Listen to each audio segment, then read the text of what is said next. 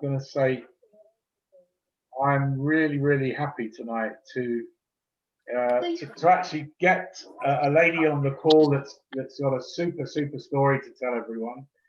Um, Sandi Walper has been with the company Immunitex in the very, very early days, really before anybody knew anything about it. She's become great friends with Patricia Conshaven, one of the original doctors who developed the product.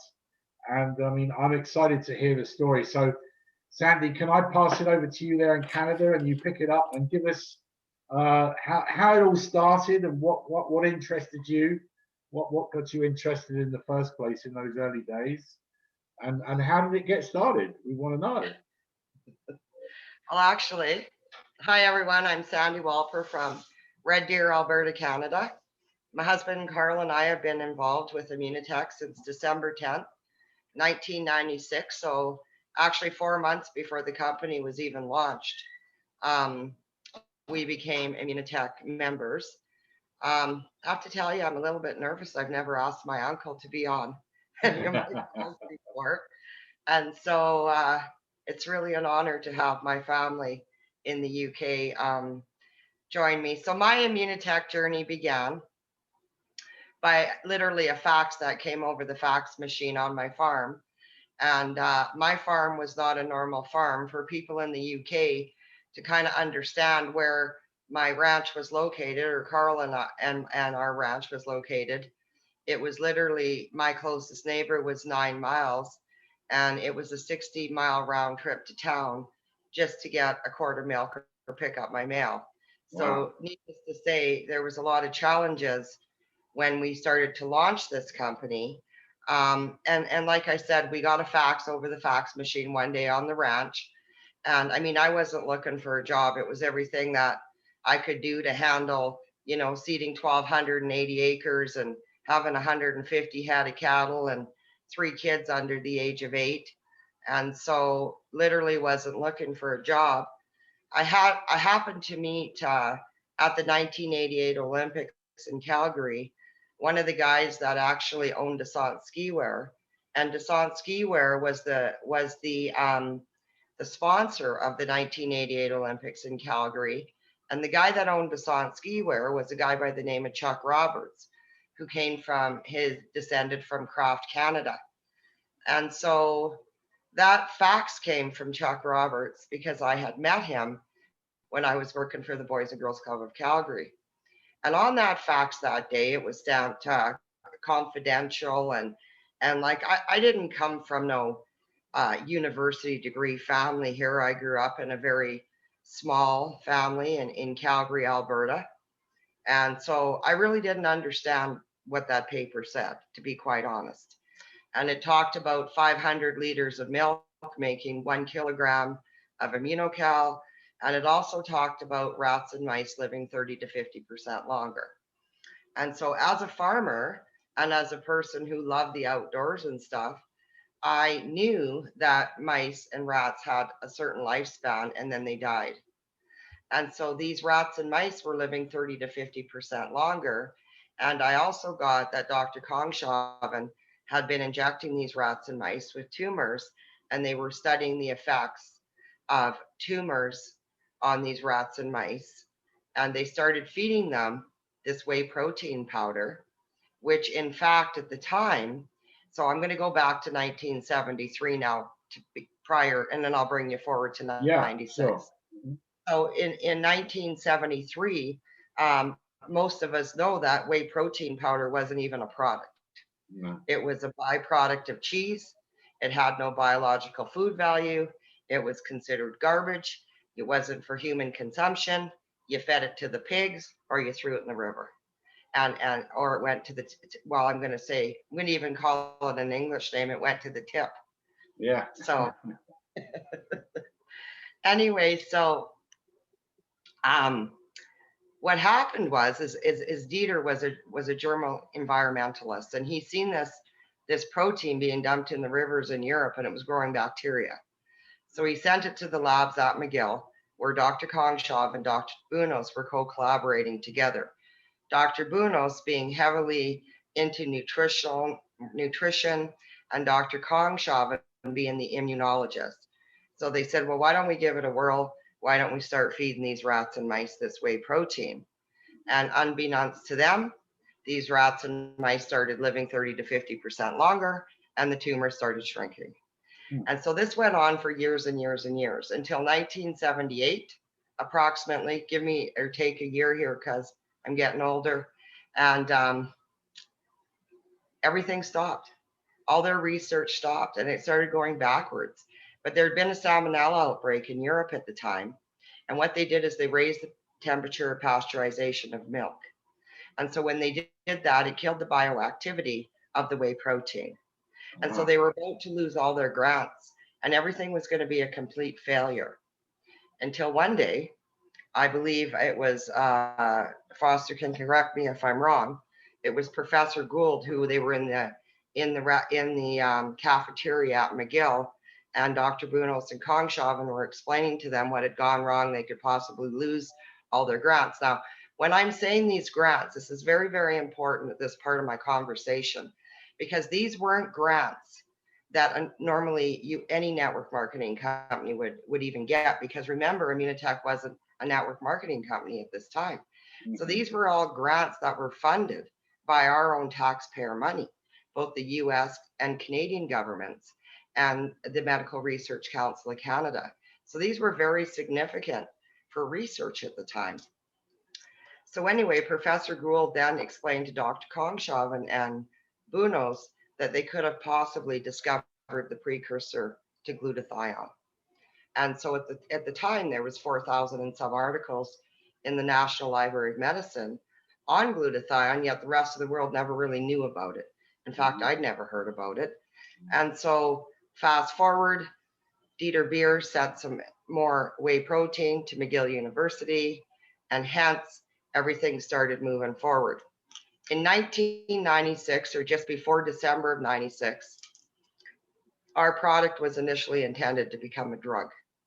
But because it's a food and it's natural, in Canada and the United States, there's two categories, the Food and Drug Administration. So Immunical got moved into the food category. So hence they lost their marketing arm, which they originally planned it to be the pharmaceutical industry. So Immunotech Research then was formed, and that's where I come in.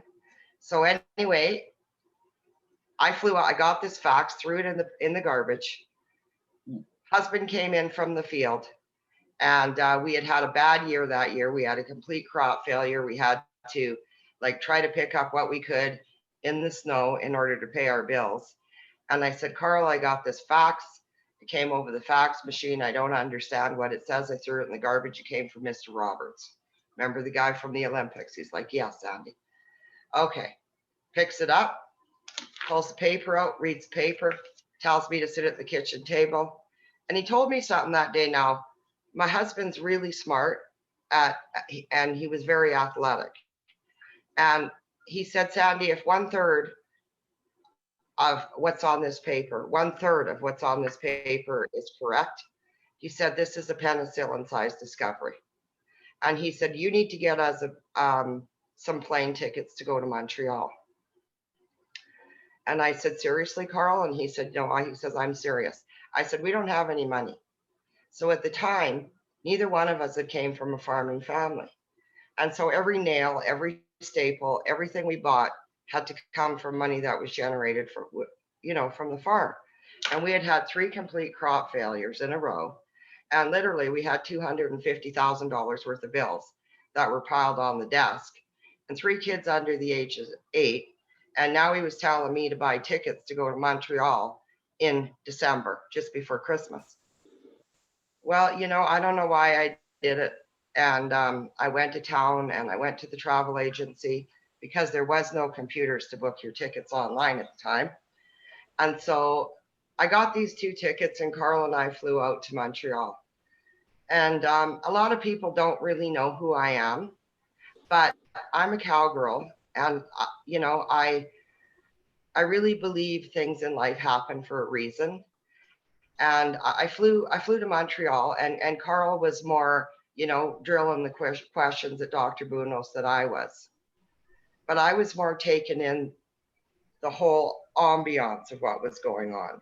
Mhm. And so in the room that day, there was Dr. Bunos, John Molson, Chuck Roberts, Dieter Beer, and we were at McGill University.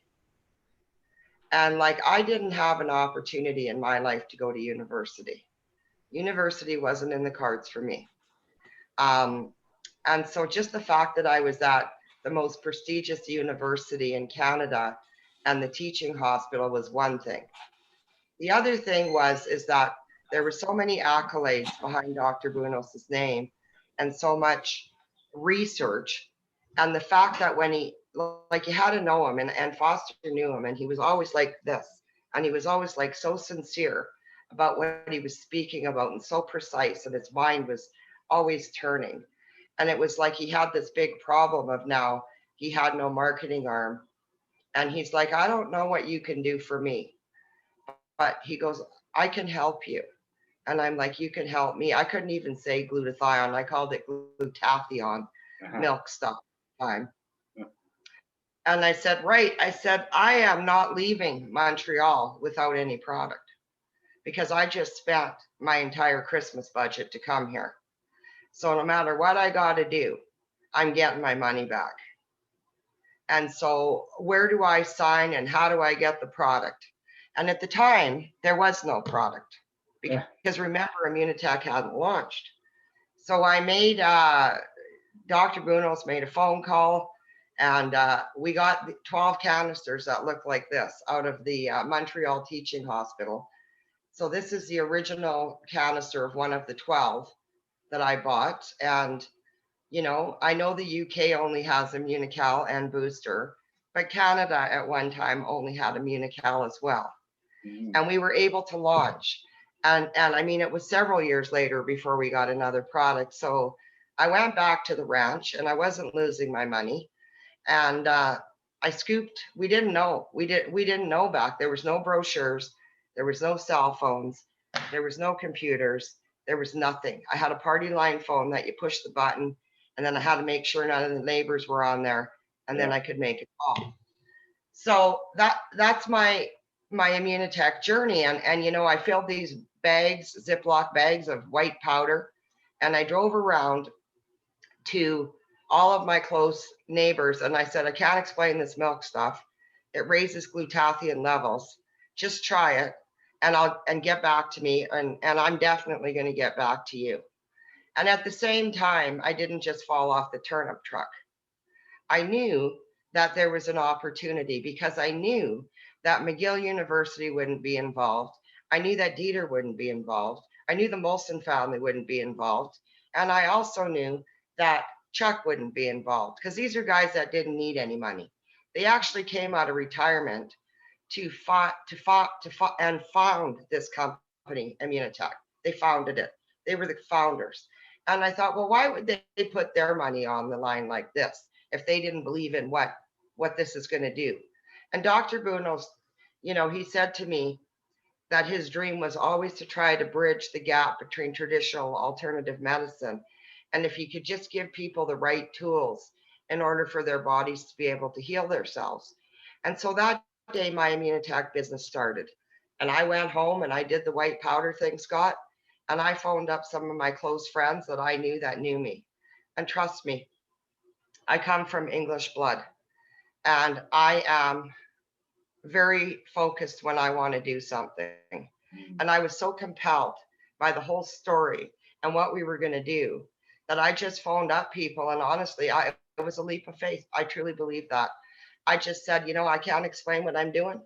It's this Canadian medical research company from Montreal. We got a product with 22 years of science behind it. It already had the patents for the treatment of cancer. It already had patents on it for treatment of ailments before the company was launched. I just phoned them up and I said, hey, give me your name, address, phone number, social insurance card. No email back then, so we couldn't have an email. But we started marching and we started telling our story. And you know what? It's been the greatest opportunity of my entire life. I've got to do what I want with my family whenever I want. We now have another generation of children and my own boys coming up that I'll do Immunical. And people talk about a lot about this industry, about network marketing, and there's a stigma around it and all this. But you know what? You don't get paid in this industry without sharing things with other people. So it doesn't matter how many people are in my organization. We don't get paid on people. We get paid on the amount of products that are flowing through your organization. And so I'd like to tell everybody that over the years, I can sit here and I can tell you all that, I've built a huge organization. I've been very successful. I was the first, millionaire, multimillionaire, whatever. None of that matters. It matters, what are you going to do today to make a difference in someone else's life tomorrow? And so, Scott, I got a couple of stats I want to share with these people on the phone. And one more thing I want to share is that I'm really excited that actually my uncle's on the phone with me right now. I have a really small family, and my mom and dad immigrated to Canada in 1950. My dad came in 56 and my mom came in 58. And so my whole life, it was only my mom and dad and my two sisters and me. And so I am very well aware of Britain, the culture of Britain, the people of Britain, who they are and what they stand for, because that's how I was raised. And so I want all the English people to know that what I'm telling you here today is very much of my DNA. And I know the British people are very lovable. They have huge hearts. The meeting place is the local pub after work. And that is the greatest place in the world where friends and relationships are built. And this is a product that could literally fly through, the Shire Horse down by my Uncle Willie's house there, or the Green Dragon. And I'm going to give you some stats on England as opposed to Canada, because it was really important for me to look this up. So in the UK, there's 67,886,011 people. This is as of July 2020. In Ireland, there's 5,176,069. In the UK, there's 275 people per square kilometer. And in England, there's 432 people per square kilometer. Now, Britain fits into the province of Alberta 3.5 times. That's where I live, in Canada. Canada has 37,742,154 people. There's 4 people per square kilometer. We're the second largest country in the world with the lowest density of population on the planet. So if you think it was hard 25 years ago starting to build this company, it was. I had to drive a long way to meet people in a country that had a very small population. In Britain, you have no idea how lucky you are to have that amount of people to be able to communicate the Immunotech opportunity so it can leave a footprint for the generations to come in the UK.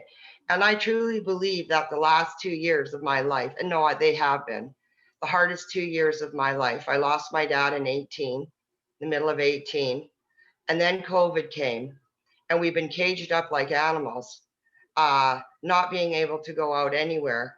When I know that if we take Immunical every day, God gave us an immune system. He gave it to us to protect ourselves against any kind of viruses, bacteria, whatever's coming our way. And just so you know, since the end of 1942, there's been over 100,000 new chemicals invented since the end of World War II. And those 100,000 chemicals are coming out our systems every single day in some form or shape. And so with Immunical, which is the master antioxidant detoxifier of the body, why not give yourself a fighting chance, whether you just want to take it for prevention or whether you want to share it for others. It's truly up to you. And I love what I do, and I ain't quitting. I'm in my 25th year here, and I am just thrilled about where this company is going, how quickly it's expanding. And I believe and you know, I could have flew over to England 5, 6 years ago when it initially opened, but I got too much work to do right now in my own backyard. And like I said, I got to drive 4 kilometers to meet someone. I'm just kidding. Exactly.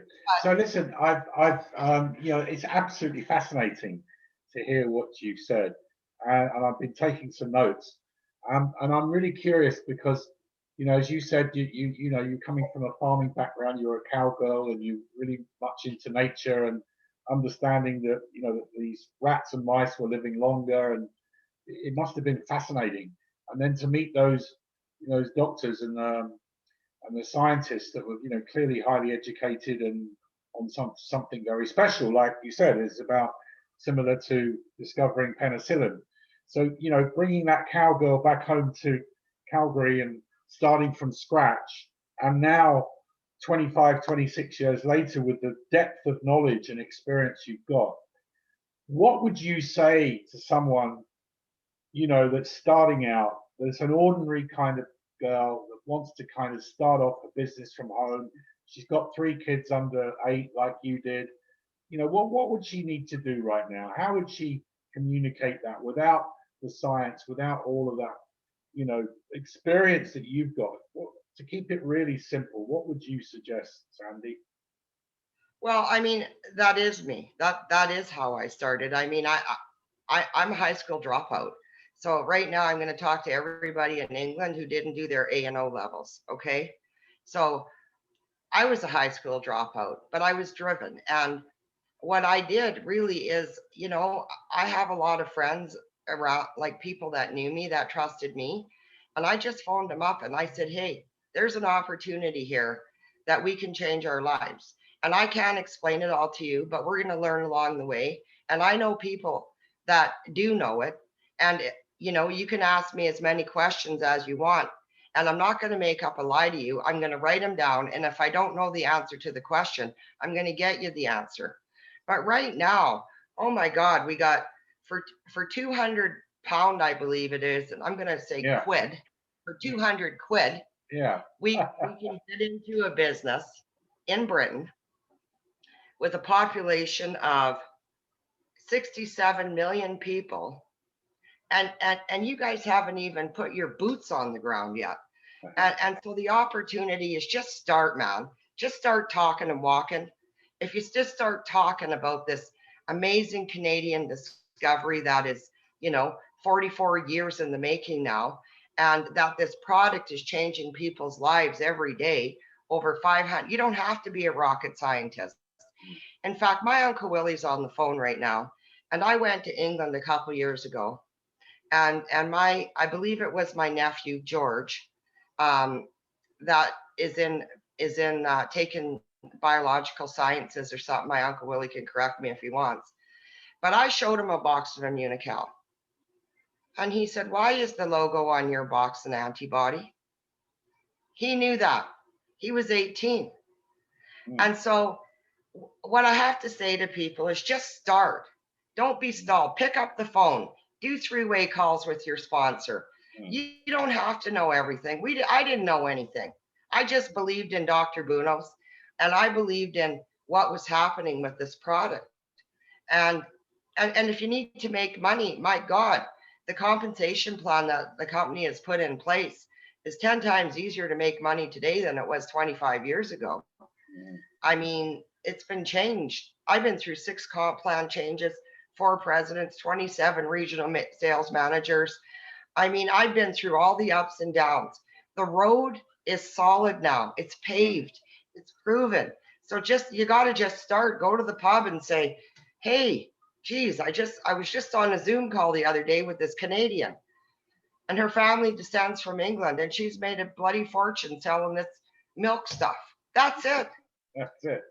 So your first person that you really sort of connected with, that then became independent themselves and drove the business. So I guess it'd be one of your diamonds or platinums in your group now that's been with you a long time. Can you remember who that first one was that really got the message and ran with it?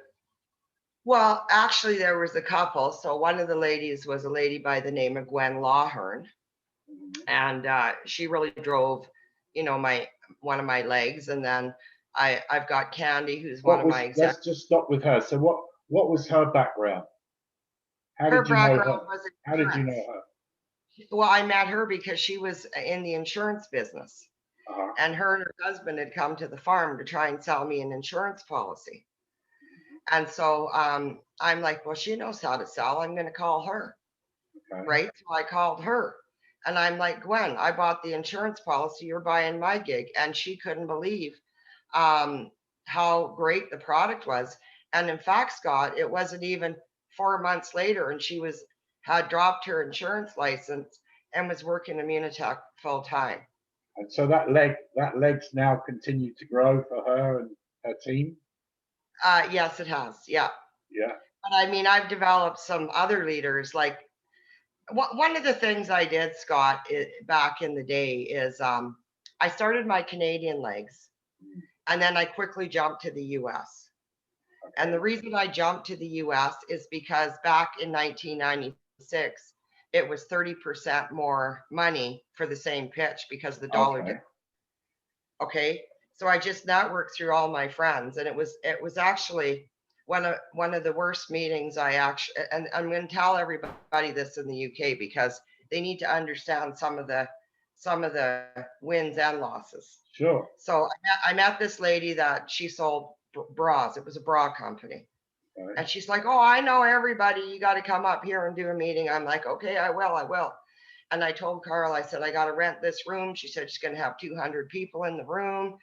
And it was $700. Don't forget, I hadn't paid off my loans yet. Wow. And he almost killed me. And so I drove like probably 7 hours up to Lloydminster to do this meeting. And it was a secret meeting, Scott. Only one person showed up. Oh, no. Okay. And his name was Gary Hines. And he said to me, he said, I know someone. And if she likes this, watch out. I said, well, what's her number? I can't go home with nothing. I just spent $700 on a meeting room. Oh, no, you don't give out her number. She'll call you. I'll make sure she calls you. So the next day the phone rings and it says Montana. I'm like, this has got to be it, And she calls me and she's like, I got 27 questions. And if you answer one of them wrong, I'm hanging up. I said, okay. And so anyway, we got to about number 7. And I said, well, that's number 1 reversed. And so anyway, long and the short of the story is that person was Levon Martin. And she also was a roper and a cowgirl. And so that it kind of resonated. And so that's how my big US push started. And so that's one of my huge legs in the US, and it's all US based. And I mean, there's a lady now that was, and I need to share with people this in the UK, because when she joined Immunitech, she was maybe 50 and still competing in rodeo. She's now 75 on Social Security. She's put a newsletter out every single month since the day she joined Immunitech, and her residual income, just from what she did 25 years ago, is well over 6 figures a year. If she does nothing, she's still making 6 figures a year. So that just goes to show you that the little bit of work that you put in, it goes with you, it follows with you.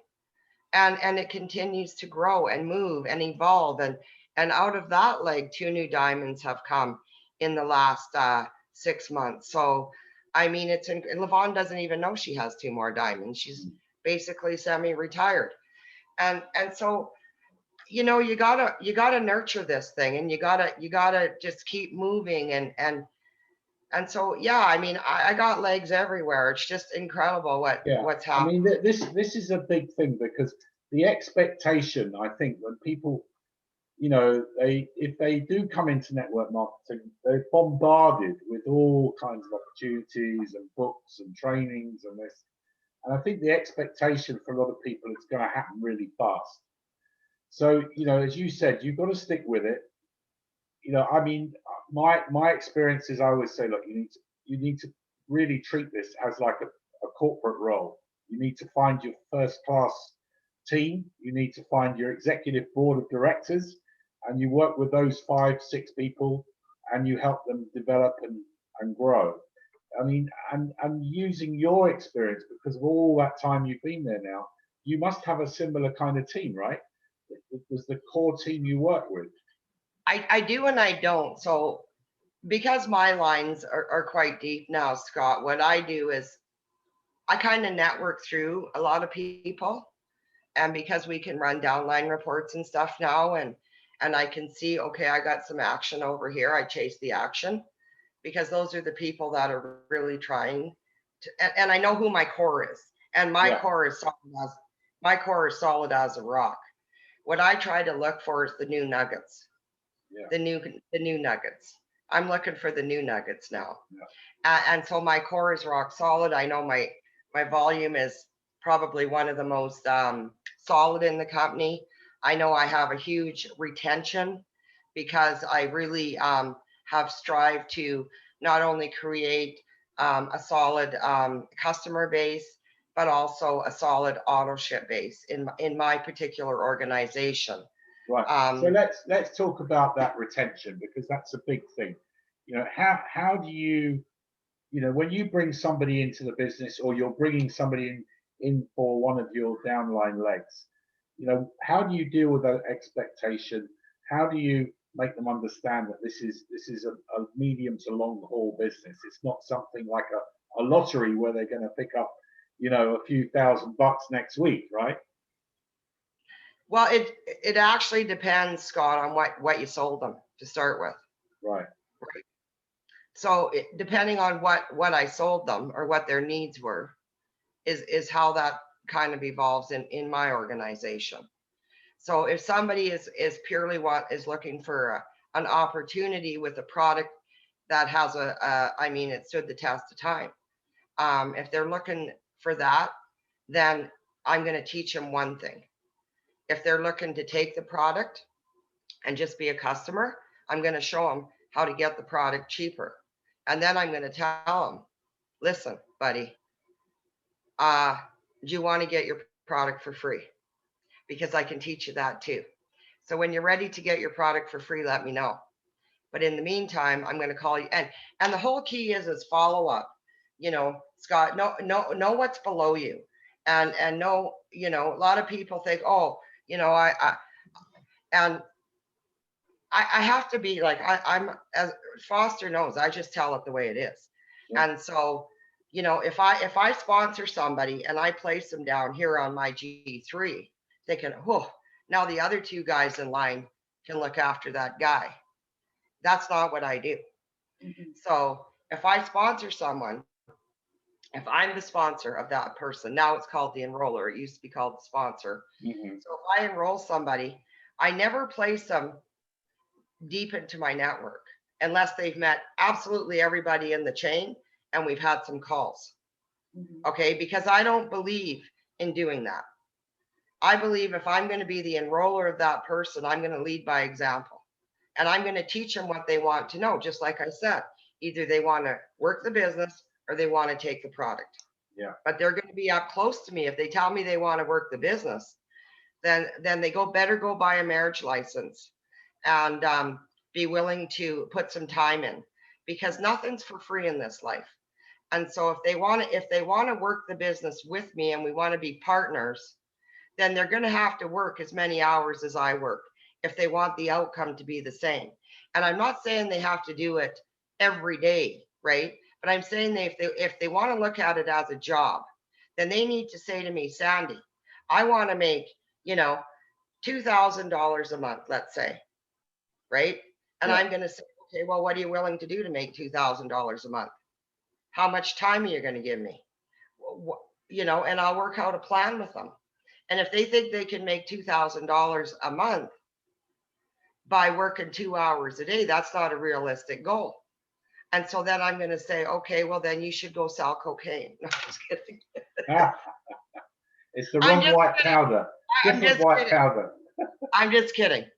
But I try to make realistic goals for people that aren't disguise the limit. I'm saying, okay, let's start really small here. Let's get you to venture.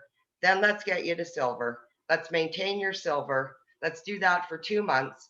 And then I'm going to take you one more level. We're going for gold. And then those 3 people that we initially started with, Scott, I'm going to teach those guys how to go to silver. And we're going to repeat that. And so I always teach my team to go down 3.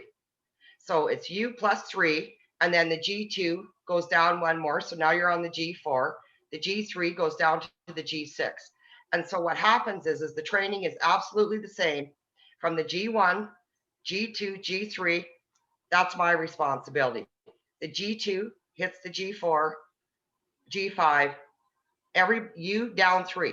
And if everybody does that and everybody follows their people, there will never ever be a communication breakdown in the group. There will always be somebody there that can answer the questions or help with the problems. And if they don't want to build an organization, Scott, that's fine. It's okay. Yeah. Right? Yeah. And so that's kind of what I've done over the years. And I don't know. No, that's really good. That's really good advice, because it's absolutely bang on the money. You know, you need to be able to teach how to teach, you know, and get that generations locked in. Absolutely. And I think a lot of people will initially get excited. I've seen this happen many times. They recruit frontline and they leave those people thinking they know what they're doing, and they don't. You know, you've got to get that. The biggest mistake in network marketing is to leave your people.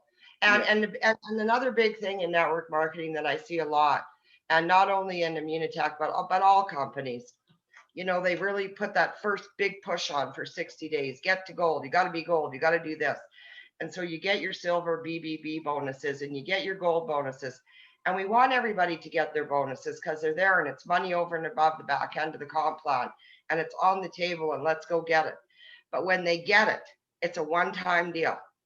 If they can't maintain their gold status, then you go from hero to 0. Mm-hmm. So I would rather take my team and do a solid back end and everybody working together and work towards those rank advancements. And let's make sure that everybody whose turn it is in the group, whether it's the G1, G2, let's move it together so that everybody props everybody up and then everybody wins. Okay. So, you know, that we've got the history, we've got the structure, we've got the technique, we've got your absolute 100% commitment, more than a quarter of a century. So tell us about some of the fun stuff now, Sandi, because you've been around the world with this company, right? And, you know, what are the rewards beyond the money, the friendships, the experience? Because it's not just a job, is it? I mean, no, people don't want another job. They want something that's going to affect their lives. So tell us the fun stuff. I'll tell you what the fun stuff has been. And I'm not going to tell you all the fun stuff. But I guess the most incredible thing for me, what it's allowed me and my family to be able to do, is to be able to stay at home, watch my kids grow up, know that, you know, I didn't come from money. And my parents were immigrants and we didn't have a lot.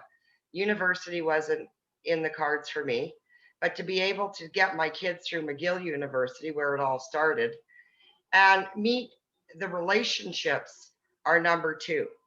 The people that I've met, Scott, in this company, like Foster, and really Foster's the general. I'm one of his, like, you know, troops. I'll just be a little troop.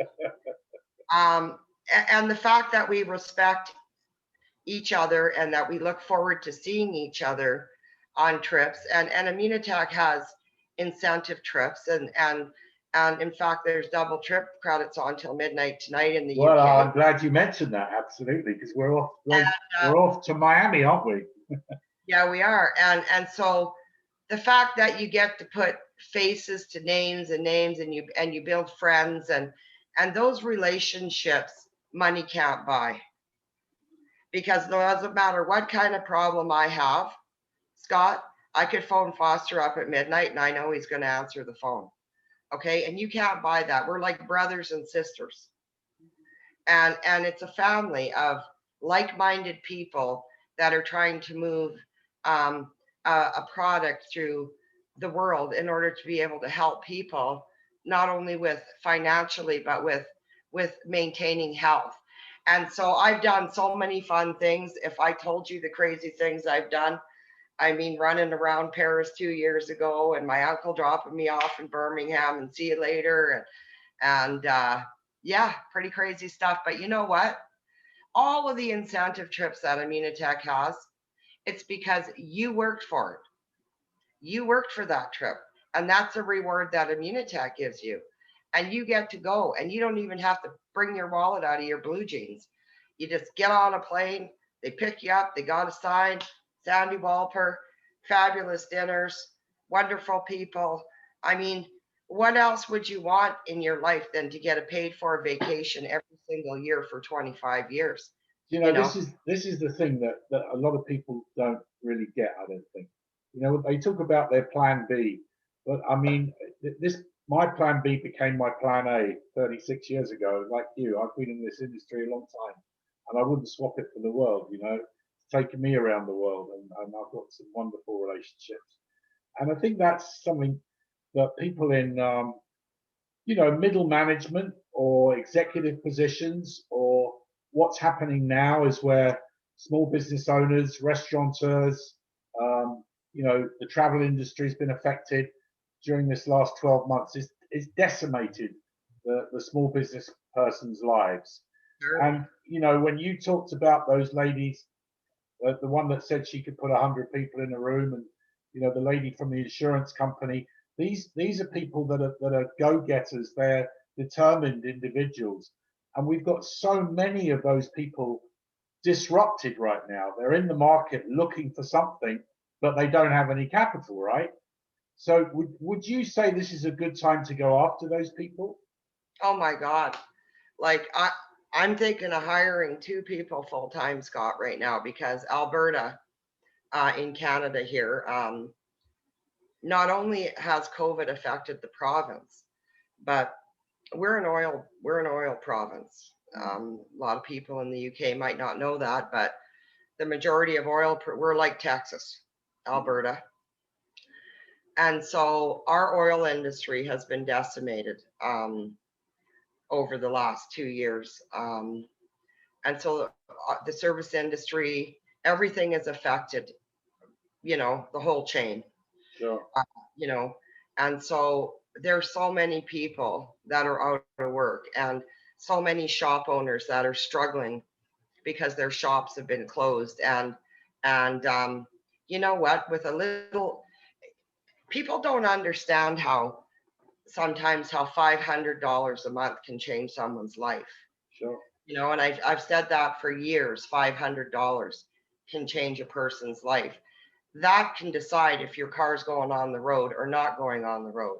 That can decide if you can make your mortgage payment or not make your mortgage payment, or pay your heating bill. And when you start getting behind in these bills and putting them off till next month, till next month, till next month, pretty soon you're growing a debt like this. And even if you say, oh my God, I'm going to use my Visa card today, I can't really afford it. And then the Visa card comes in and you still can't really afford it, but then you use it again. Now you're paying interest. And so if just $500 a month, and you just start tearing down those little bits of bills and working on them. And Immunotech can do that for you. I mean, you can do it for yourself, not Immunotech can do it for you. You can do it. Yeah, and I mean, you see, the thing is, these people, let's say they built their business in a restaurant or a cafe or a dry cleaner's store, or, you know, the corner shop, and they've got great contacts, they've got great um, Oh my God. relationships with these people that have been their best customers for years, but they don't understand how to kind of transition. So, you know, what would be your advice to them in their early stages? How would you guide them, knowing that they've got great sort of relationships, they've got great contacts, they are in business, they understand, you know, that they need to knuckle down and work. So how would you kind of transition somebody in that way? Okay, well, Scott, what I do is I ask a lot of questions and I do a lot of listening. Mm. So I ask people what their struggles are and I take the time to listen. A lot of people don't do that. So I always make note to self when I'm having a conversation with people, and I'll say, what's on your mind? How you been doing? What's going bad? you know, I listen to everything they say. And then eventually they tell you about their debt, because that always comes out, because it's a human instinct, right? And Yeah. even private people start talking about it. And then you can, you simply say, well, how's COVID affected you? And then pretty soon, all of a sudden, more stuff comes out. Me and my husband are ready to kill each other. The kids are going in the back garden. We got to tell them to stay out there for an hour because we just need some space. So everybody's on top of each other. And so this business can bring families together.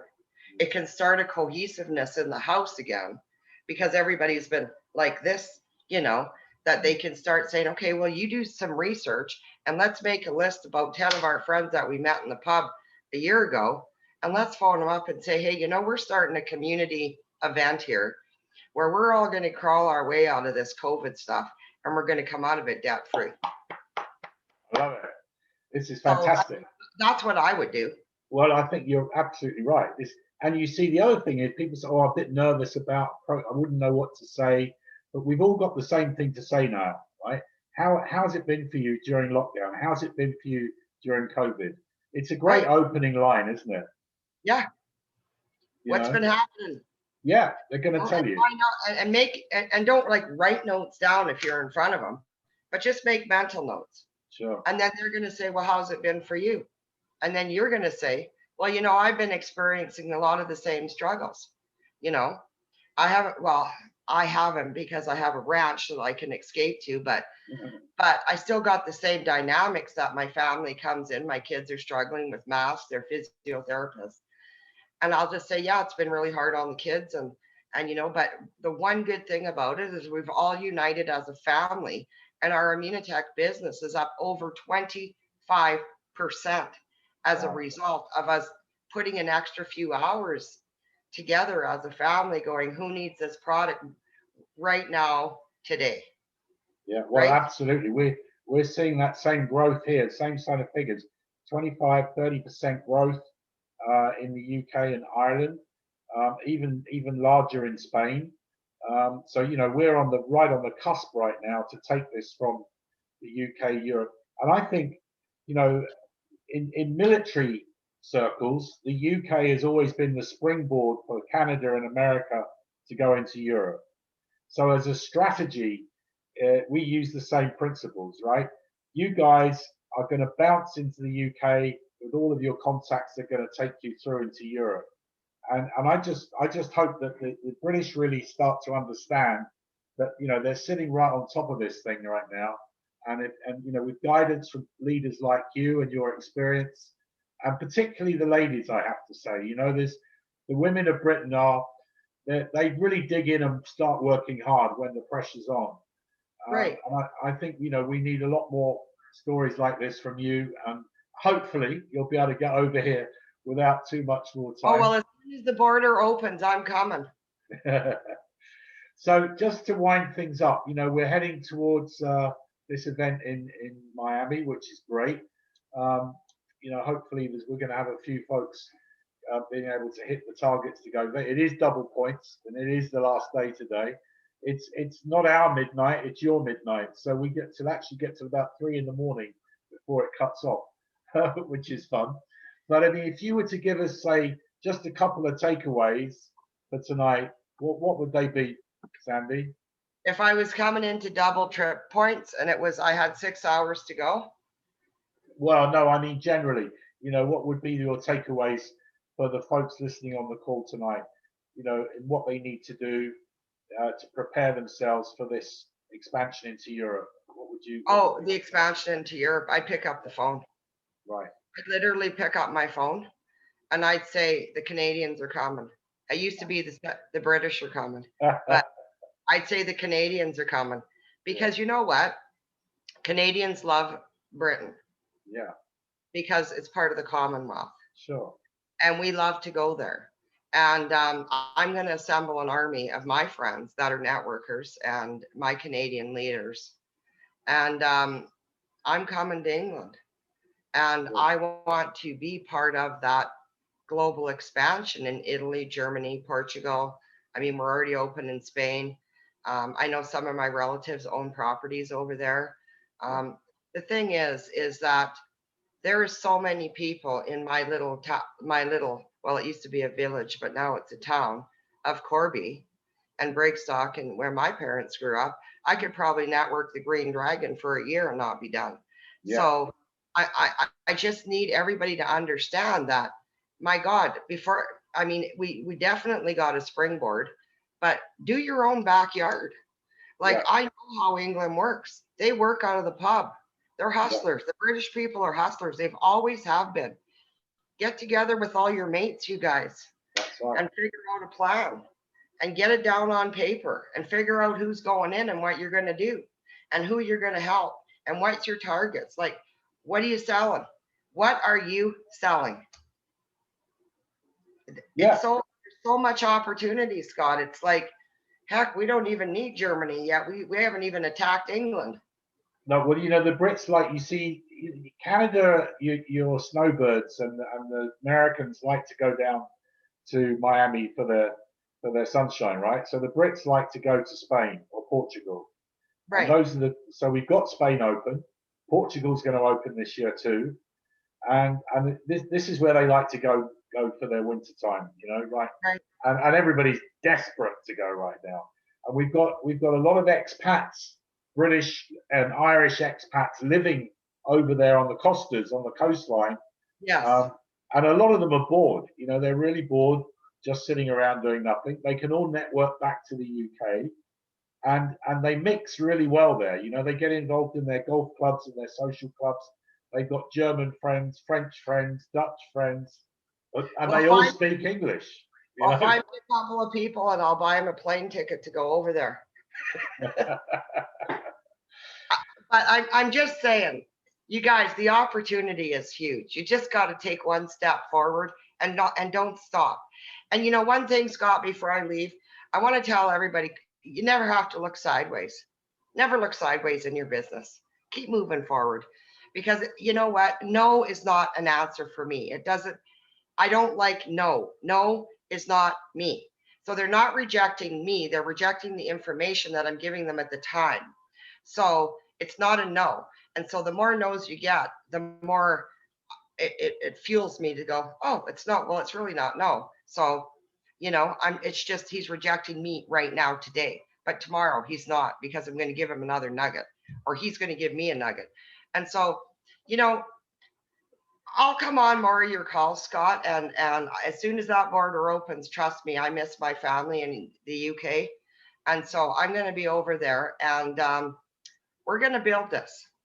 And watch out, because you guys got 67,886,011 people who don't even barely know about Immunical and the company of Immunitech yet. Exactly. That's a huge number. Brilliant. This has been wonderful. Thank you so much, Sandy, for coming on. I really do appreciate it. I think everybody's really enjoyed what you've said. It's really inspiring to go even before the company launched, you know, and that huge journey you've done. And you're a wonderful lady. Thank you so much. And let's keep in touch and keep on doing what you're doing. And we're going to see you really soon. Bless you. Okay. Well, thanks for having me on. Take care. See you guys. Bye, Sandy. Bye. Bye, Foster. See you. Bye. Thank you, Scott. Thank you, Sandra. Take care. Ciao. Ciao, ciao. Thanks a lot.